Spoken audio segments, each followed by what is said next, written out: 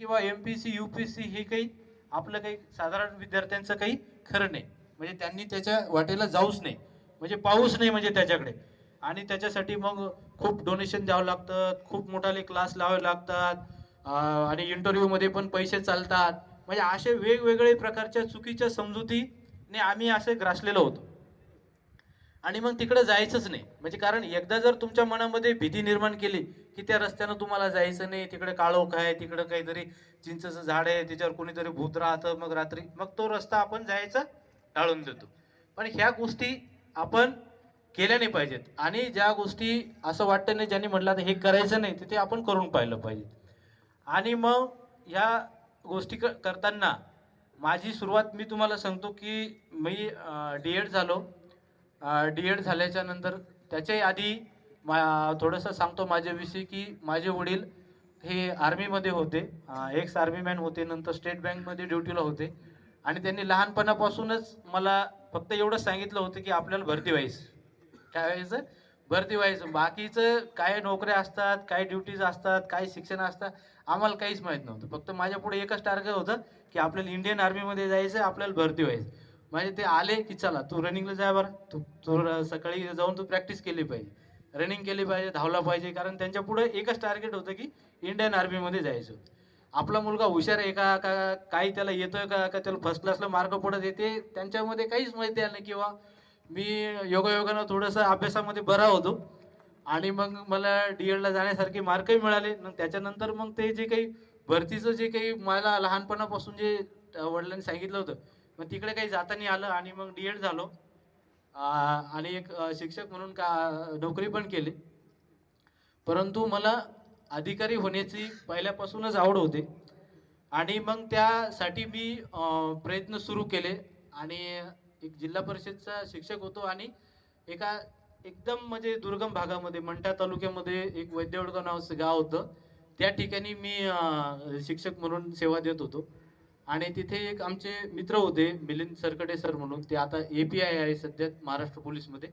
आणि आम्ही दोघांनी सुरुवात केली, आणि आमची सुरुवात म्हणजे इतकी बिकट होती की आम्हाला काहीच कळत नव्हतं. MPCचा M पण माहीत नव्हता, पण करायचं एवढंच माहीत होतं आम्हाला.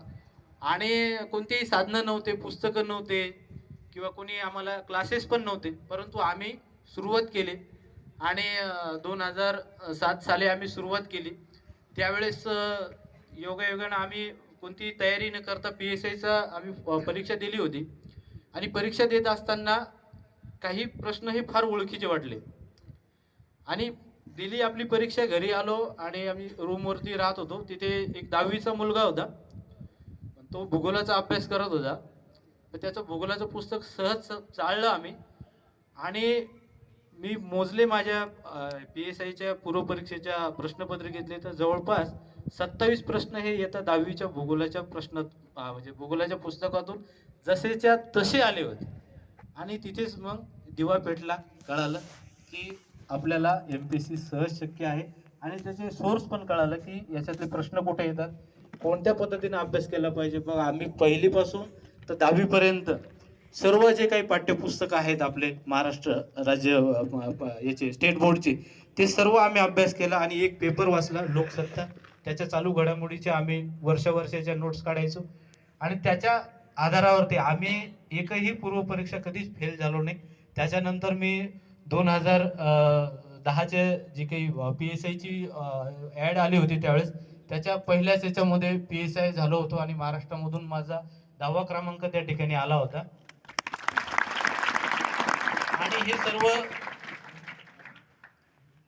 आणि हे सर्व आम्ही कोणताही क्लास लावला नाही, कुठेही गेलो नाही, आम्ही स्वतः सेल्फ स्टडी केला.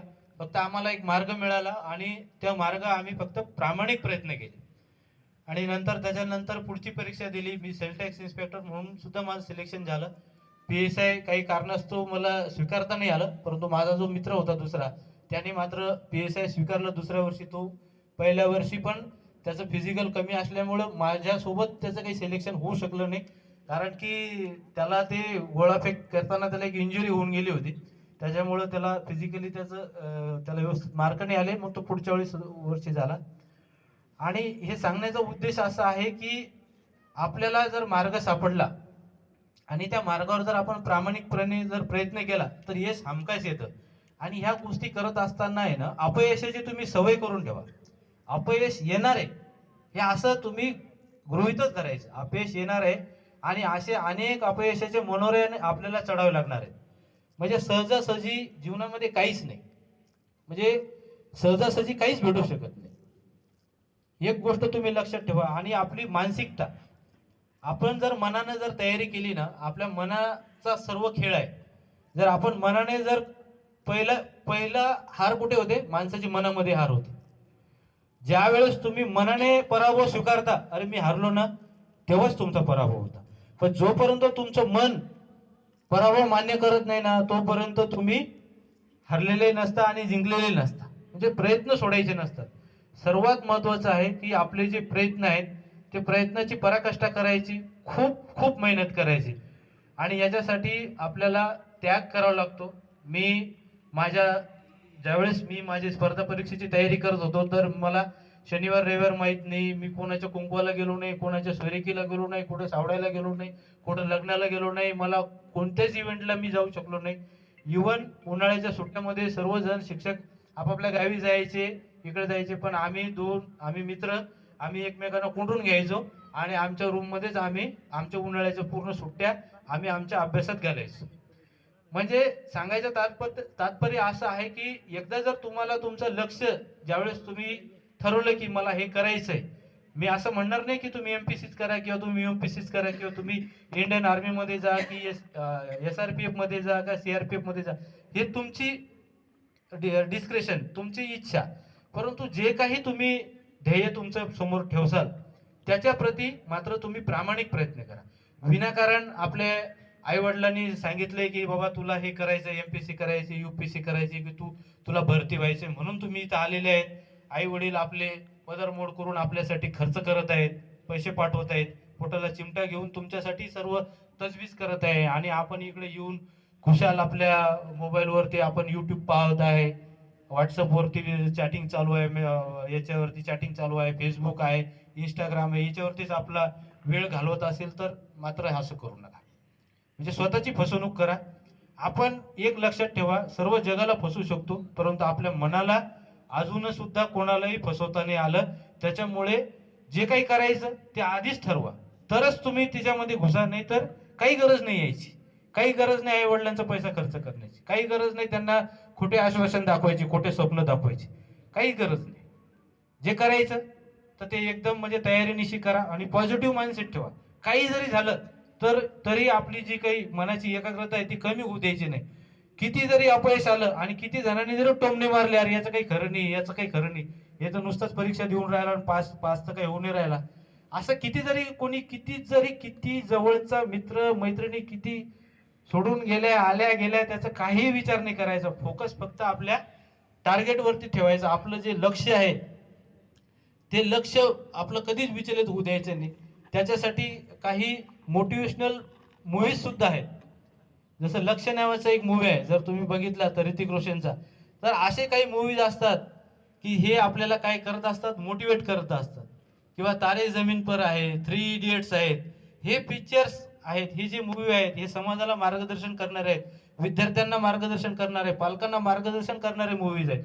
याच्यामधून आपल्याला चांगलं आपण घेऊ शकतो. या सर्व बाबी करत असताना अडचणी येणार आहेत, मी म्हणणार नाही अडचणी येणार नाही, पण अडचणीवर मात पण तुम्हालाच करायची आहे. आणि आता बघा, आपल्या देशामध्ये जेवढेही लोक महान समाजसुधारक होऊन गेलेत, त्यांच्या समोर जेवढ्या अडचणी आल्या त्याच्यापेक्षा आपल्या अडचणी काहीच नाही.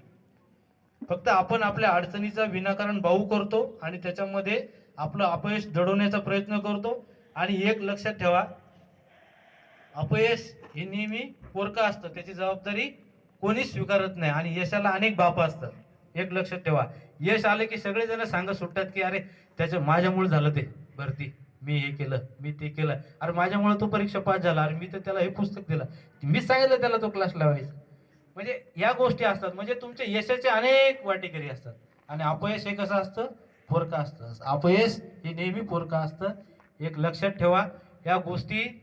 आणि तुमच्या जीवनामध्ये ज्या माणसानं तुम्हाला सगळ्यात जास्त त्रास दिला त्याचं कधी पण स्मरण करायचं. ज्यावेळेस तुम्हाला असं जांभळे येऊ लागले अभ्यास करताना, कंटाळा येऊ लागला अभ्यास करताना, त्या माणसाला आठवायचं की अरे नाही, पहिला पेढा मला याला चरायचा, पहिला पेढा मला याला चरायचं. त्याचा फोटो काढून ठेवा, त्याची इमेज काढून ठेवा, लटकून ठेवा की अरे बरोबर याला हिट करायचे.